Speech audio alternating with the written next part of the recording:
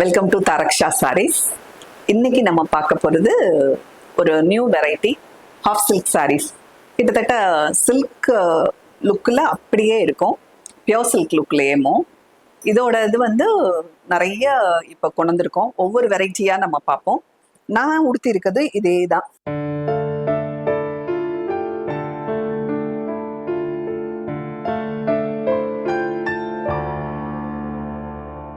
எந்த உருவமும் இல்லாமல் அழகான மாங்காய் பார்டர்.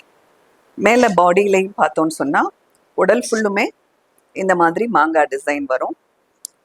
ஒரு சில்வர் கலர், இது சில்வர் கலர் ஜரி. இதில் பார்த்தோன்னா லைட் ஒரு பேஸ்டல் கலரில் அழகான கிரீன் பார்டர். மேலே பார்த்தோன்னா பார்டர் சின்ன பார்டர், சின்னதாக கெட்டி பார்டரு. கீழே வந்து அழகாக மாங்காவும் ஒரு குட்டி ஃப்ளார் டிசைன் மாதிரியும் இருக்கும். இது யார் வேணாலும் உடுத்தலாம், ஏன்னா இதில் எந்த விதமான உருவமும் இல்லை.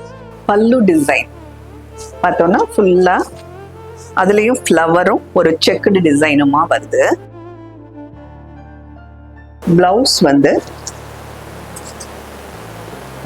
இந்த மாதிரி பிளவுஸ் பிளைன்.